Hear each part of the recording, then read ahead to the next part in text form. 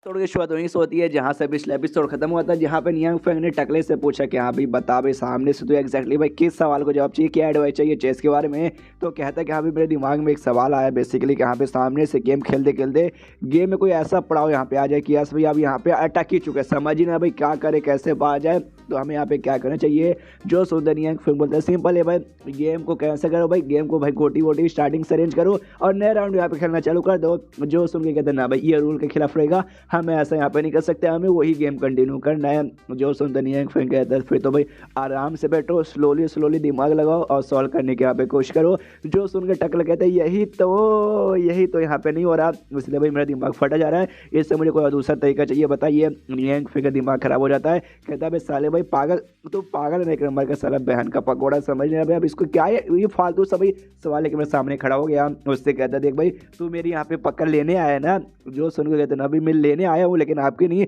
बल्कि आपसे एडवाइस, अगर मुझे मेरे सवाल को जवाब नहीं मिला उसके बाद से मैं चेस का गेम ही खेलना छोड़ दूंगा। जो सुनते और भी हिल जाते कह रहे यार इस बुद्धू आदमी को यहाँ पे कौन समझाएगा भाई। और सामने से दाई को लगता भाई कि ये तो नाटक करे भाई, सबको तो ऐसे ही लगता है कि हाँ ये तो नॉर्मल आदमी बने का नाटक करे, तो इम्प्रेस हो जाती है ओ माय गॉड भाई क्या एक्टिंग आप करे भाई, ऑस्कर मिल जाएगा मेरी तरफ से। तभी भाई इनके दरवाजे के बाहर कोई आता है और कोई और नहीं बल्कि किंग और प्रिंसेस यहाँ पे आए थे। आते ही कहता है किंग की कमाल की बात है, देखिए मिस्टर यंग फिंग हमें भाई काफ़ी कमाल की दारू मिली है, बियर तो हम साथ मिलकर पियेंगे। तभी सामने से जैसे घर के अंदर आते ना तो इनको भाई ये दिखाई देता भाई वही टकला देखते पहचान जाता है मिस्टर टकले जी भाई सस्ते जॉनी सिंस, हमें मालूम है आप काफ़ी कमाल के चेस वाले बंदे हैं, ऊपर से चेस बोर्ड भी रखा हुआ है, नियांग फेंग भी चेस खेलते हैं यानी आप उनके साथ यहाँ पे चेस गेम खेलने आए ना। या आई नो सामने से ये कहते ना हम चेस गेम यहाँ पे नहीं खेलने आए, मैं यहाँ पे कुछ एडवाइस लेने आया था। जो सुनते दोनों बाप बेटी एडवाइस देने लगते हो, कहते हैं हाँ भाई सामने से यहाँ पे भाई सब्जी हरी सब्जी खाएगा, सही टाइम पे सो जाएगा, सही टाइम पे जाएगा, रोज यहाँ पे एक्सरसाइज कीजिएगा, तेल वेल हल्का सा यहाँ पे लगाते रहिएगा,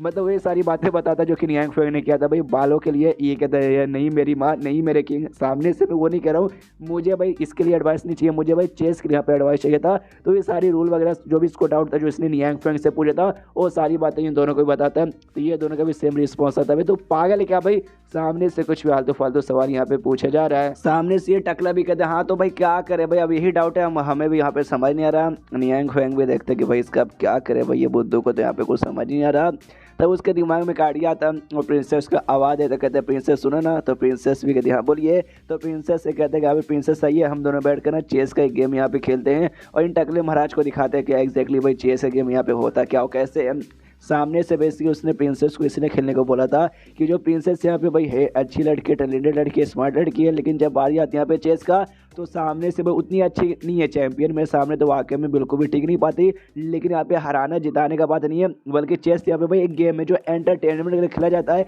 और यही बात टकलो के यहाँ पे समझ नहीं आ रहा। तो इनके साथ खेल के इसको दिखाना चाहूँगा कि भाई चेस से इसको गेम जैसे ट्रीट करो और खाली एंटरटेनमेंट के लिए खेलो, ज़्यादा नहीं है। तो इनका गेम यहाँ पे चालू हो जाता है और यहाँ पे काफ़ी राउंड हो जाते हैं और सामने से फिर से हार जाती है प्रिंसेस। अब कहती ले भाई मैं फिर से आ गई, तो भी कहती कि हाँ भाई जब यहाँ पे गेम खेलते हो ना ऐसा लगती है भाई ये राउंड जीत जाऊँगी, ये राउंड जीत जाऊँगी, ये राउंड जीत ही जाऊँगी, लेकिन एंड में भाई आप ऐसा चाल चल के मुझे हरा ही देते हैं। क्या एक और राउंड हो जाए? तो सामने से नियांग फेंग बोलते हाँ हो जाए। यहाँ पे टकला देख के हिल जाता है, अरे बाप रे भाई इन्होंने 5 राउंड यहाँ पे लगातार खेल लिया, मतलब 5 राउंड भाई लोग का 1-2 में यहाँ पे हालत खराब हो जाता है हारने के बाद, लेकिन इतना कौन खेल सकता है। सामने से किंग भी हिला पड़ा कि हाँ भाई मैंने भी पहले बार इसके बारे में सुना। तभी सामने से यहाँ पे ये कहती है भाई अरे यार तुम्हें जो दिखाई दे रहा है ना उस पर फोकस मत करो भाई, जो मास्टर यहाँ पे कहना चाहते ना उसके डीप मीनिंग के बारे में सोचो। तो ये दोनों भी सोच लगते हो इसके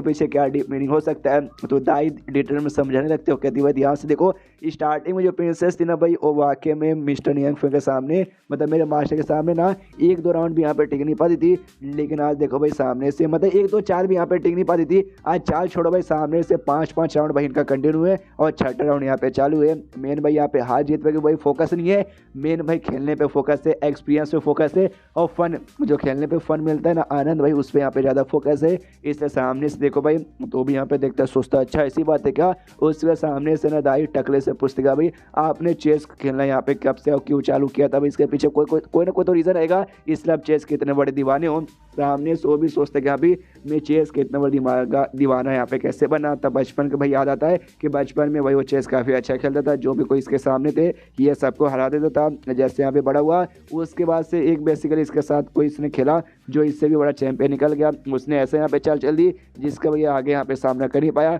घर पे आया, उस पर पूरा फोकस किया, सामना करने का नहीं कर पाया, लगातार भाई रहते गए कोई 100 साल यहाँ पे बीत गए और अभी तक एग्जैक्टली उसको नहीं मालूम चला भाई उस मूव को यहाँ पे कैसे तोड़ा जाए, जिस चक्कर में मैंने इसका फोकस चेस बन गया। तभी सामने से उसके दिमाग की बत्ती जल जाती है, कहती है ओके मैं समझ गया मिस्टर निंगफेंग क्या कहना चाहते, मेरी यही तो गलती थी भाई, मैं एक ही चीज़ पे यहाँ पे अटका रहा, जब से सदमा लगा कि यहाँ पे वो चेस का गेम यहाँ पे सॉल्व में बिल्कुल भी नहीं कर पा रहा, उस पर फोकस करके यहाँ भी कर लूँगा, मुझे अपने आप से डर लगने लगा कि यहाँ पे कैसा चेस का बंदा हूँ कि वो एक चेस का गेम यहाँ पे सॉल्व नहीं कर पाया। लेकिन अब समझ आएगा कि भाई जो भी डिफिकल्टी आती है भाई तो उसके यहाँ पे सामना करना चाहिए, लेकिन उसकी भी एक लिमिट रहती है, उसको भाई अगर तुम कर पाओगे अपने लिमिट तक तो करो, वरना भाई छोड़ के यहाँ पे आगे बढ़ जाओ। ये बात मुझे यहाँ पे समझ आ गया, आखिर हर बंदे का शुरुआत भाई यहाँ पे वीकनेस ही होता है, आगे चल के यहाँ पे स्ट्रॉन्ग बनता है ना भाई। तो मुझे वाकई में और भी फालतू चीज़ों पे फोकस करना नहीं चाहिए। नियांगफेंग के पास आता है, नियांगफेंग सामने इसके तभी रुको टकले महाराज, प्रिंसेस के साथ है ना ये राउंड यहाँ पे पूरा कर लेता है, उसके बाद से आपके साथ भी राउंड खेलूंगा। वो तो एक्साइट होकर कहता है कि नहीं उसके यहाँ पे कोई जरूरत नहीं है, मेरी आंखें खुल गई भाई, आपने मेरी आंखें यहाँ पे खोल दे भाई, मुझे यहाँ पे सब कुछ समझ आ गया। वो यहाँ पे कन्फ्यूज कि भाई तुझे यहाँ पे क्या समझ आ गया,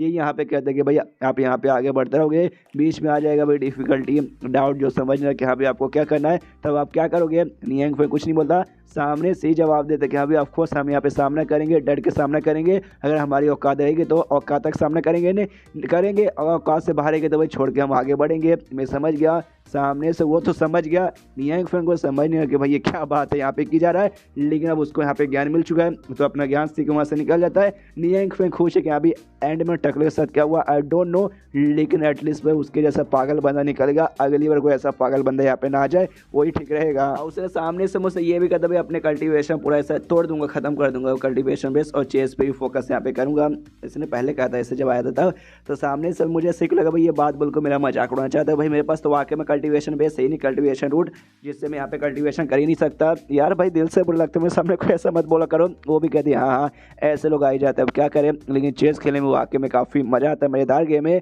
ये भी देखते भाई दाई तुझे मज़ेदार लगता है क्या, और जैसे दाई की ओर यहाँ पे देखते हैं ना तो सामने से दाई में सामने सोई टकला दिखा देता है, उससे लगता है भाई एक समय ये कहीं दाई भी टकले जैसे यहाँ पे बने खाली चेस यहाँ पे करने न लग जाए, तो भाई ये भी हमेशा दोनों टाइम पास करने के लिए चेस ही खेलते हैं। तो उससे कहते दाई होश में आ भाई, सामने से तुझे उसके जैसा नहीं बनना, हम अपनी हॉबी चेंज करेंगे भाई, अब से चेस नहीं, चेस यहाँ पे बंद भाई, अब से कुछ और यहाँ पे करेंगे, चलो घर के अंदर चलो भाई। मुझे भाई कोई जानवर वानवर यहाँ पे होगा तो मदद करने के लिए बाहर आ गया, जानवर छोड़ो भाई, यहाँ पे टकला आदमी आ गया था जिसने तो पूरा दिमाग का भरोसा करके यहाँ पे रख दिया था। अगर मुझे मालूम था भाई कोई ऐसा टकले तो वापस में कभी यहाँ पे मतलब उसके पास आता नहीं, दाई को अंदर भेज देता तो उसका ध्यान जाता है झाड़ू के पीछे कि यहाँ पे कोई और भी गिरा पड़ा है। ये भी देखता भाई टकला 2.0 तो नहीं आ गया, लेकिन जैसे झाड़ी के पीछे जाता है कोई इस बार वही आके वही फोनिक्स बर्ड थी भाई, वही लड़की जो कि जमीन पर गिरी थी, हमें मालूम है ओरिजिनली फोनिक्स बर्ड है, तो अपने फोनिक्स बर्ड के रूप में आके ऐसे गिरी थी, देख के ये भी हिल जाता है phonics phonics phonics and then ये चैप्टर यहीं पे खत्म हो जाता है। तो चैप्टर खत्म तो वीडियो भी खत्म, तो मिलता है अगले किसी वीडियो में, जब तक के लिए बाय बाय।